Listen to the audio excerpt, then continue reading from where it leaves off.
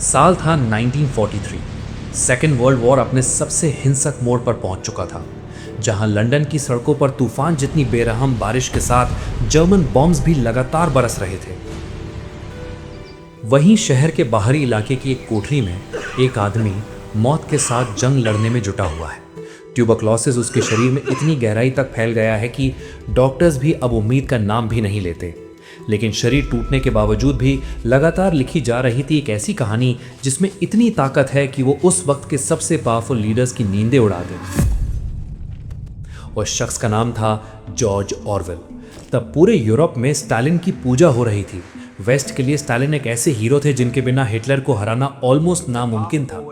ऐसे माहौल में खड़े होकर स्टालिन के उस अथॉरिटेरियन नेचर को दुनिया के सामने लाना जैसे अपने ही पैर में कुल्हाड़ी मारना।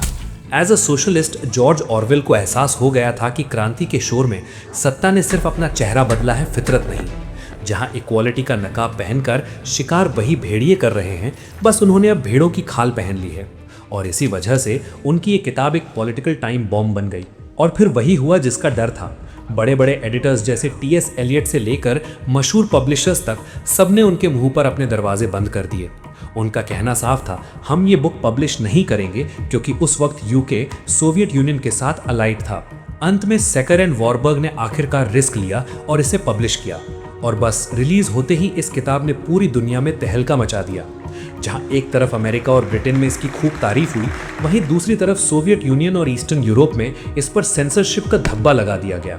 वहां के रूलर्स को एक बात साफ समझ आ गई थी, अगर ये किताब आम लोगों के हाथों तक पहुंच गई तो उनकी सत्ता की बुनियाद ही हिल जाएगी। लेकिन तकदीर को कुछ और ही मंजूर था।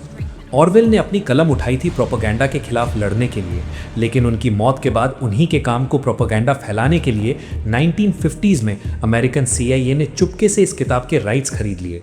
उन्होंने इस कहानी पर एक एनिमेटेड फिल्म बनाई, लेकिन एक बहुत बड़े और कैलकुलेटेड बदलाव के साथ। उन्होंने इसका एंडिंग बदल दिया ताकि कम्युनिज्म को और भी ज्यादा खौफनाक दिखाया जा सके। इसी मास्टरपीस में ऑरवेल ने वो अमर लाइन लिखी थी, which is all animals are equal but some animals are more equal than others. उस किताब का नाम है एनिमल फार्म। तो आखिर ऐसा क्या छुपा है इस किताब के इन पन्नों में? क्यों ये इतिहास की किताब होकर भी भविष्य की भविष्यवाणी लगती है?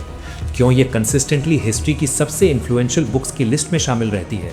और क्यों आज भी ये साधारण सी दिखने वाली जानवरों की कहानी पावर में बैठे लोगों के लिए इतनी बड़ी परेशानी और बेचैनी का सबब बनी हुई है?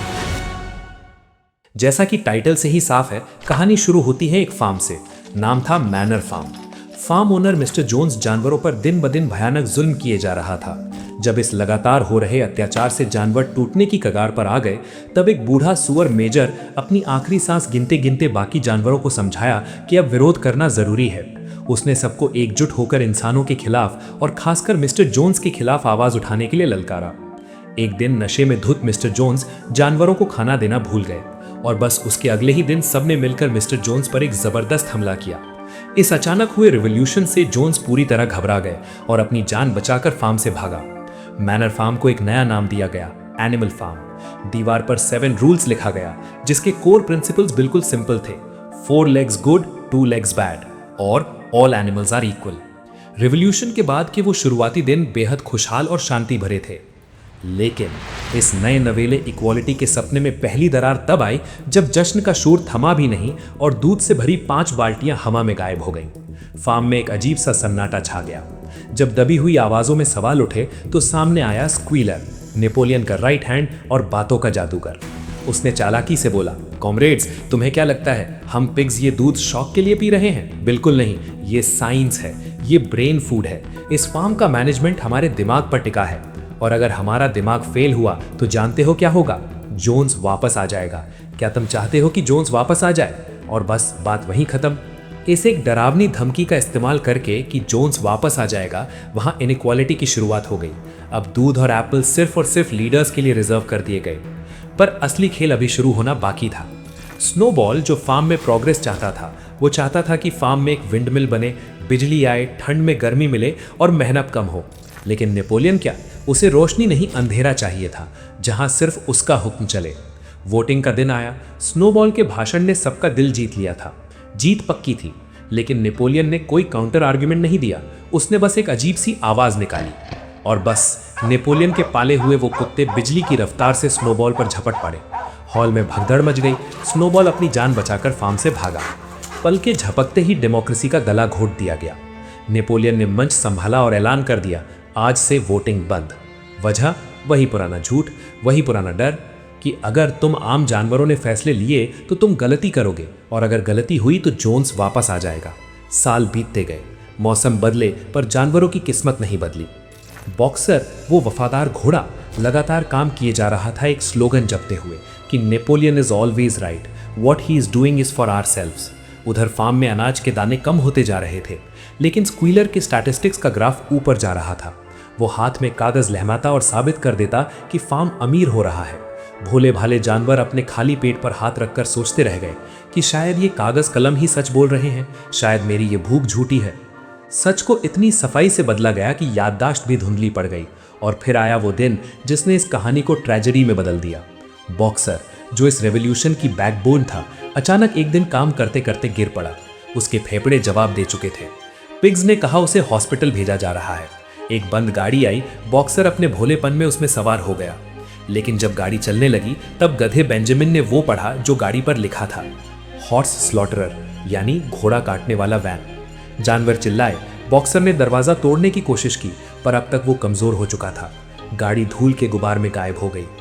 कुछ दिन बाद स्क्वीलर आकर झूठे आंसू बहाए और कहा कि बॉक्सर की मौत हॉस्पिटल में शांति से हुई है। लेकिन असलियत ये थी कि बॉक्सर की वफादारी का सौदा किया गया था। उसे कसाई को बेच दिया गया था और उससे मिले पैसों से खरीदा गया था पिग्स के पार्टी करने के लिए विस्की का एक पूरा डिब्बा। ऐसे ही एक दिन सारे जानवर डर के मारे एक कोने में दुबक कर बैठ गए जब उन्होंने देखा नेपोलियन, वो अपने 4 पैरों पर नहीं बल्कि 2 पैरों पर चल रहा था। और सिर्फ नेपोलियन नहीं, धीरे धीरे स्क्वीलर और बाकी पिग्स भी इंसानों की तरह सीना तानकर 2 पैरों पर चलते हुए बाहर आए। जानवर कुछ बोलते उससे पहले ही भेड़ों ने जोर जोर से चिल्लाना शुरू कर दिया, 4 legs good but 2 legs better. कहानी का आखिरी सीन फार्म हाउस की खिड़की पर होता है, जहां अंदर एक पार्टी चल रही थी। नेपोलियन और बाकी पिग्स आसपास के किसानों के साथ बैठे थे। वही इंसान जिनसे वो कभी नफरत करते थे, आज उन्हीं के साथ शराब के जाम टकरा रहे थे, ताश खेल रहे थे और हंसी मजाक कर रहे थे। बाहर खड़े भूखे जानवर खिड़की के कांच से जब ये नज़ारा देखते हुए ये फर्क नहीं कर पा रहे थे कि कौन इंसान है और कौन सुअर। जहां सुअर और इंसान का चेहरा एक हो चुका था।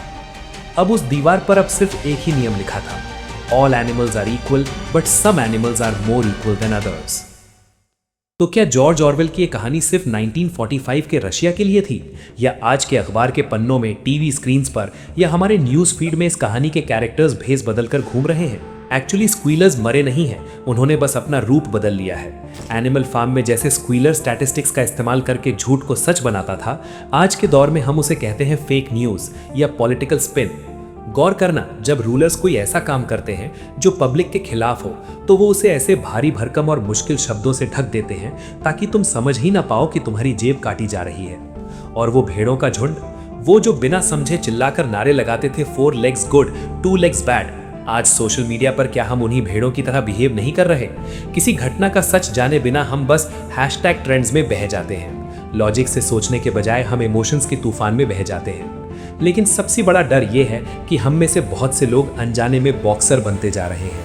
हम सोचते हैं मैं बस अपना काम करूं, मुझे पॉलिटिक्स समझकर क्या मिलेगा। याद रखना, बॉक्सर सबसे हार्ड वर्किंग था, सबसे ऑनेस्ट था, लेकिन सबसे बुरा अंजाम उसी को भुगतना पड़ा। क्योंकि सिर्फ ईमानदार होना काफी नहीं, सवाल पूछने की हिम्मत भी होना जरूरी है। एनिमल फार्म हमें ये सिखाती है कि देश के ये सब नेता लोग हमेशा बंदूक दिखाकर गद्दी पर नहीं बैठे रहते।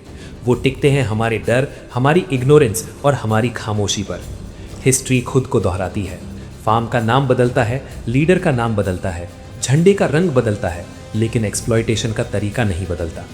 वीडियो खत्म करने से पहले खुद से एक सवाल पूछो, क्या तुम अपनी आंखें और कान खुले रखकर सवाल पूछने के लिए तैयार हो, या तुम भी उस दिन का इंतजार कर रहे हो जिस दिन तुम इंसान और सूअर के बीच कोई फर्क ही नहीं ढूंढ पाओगे?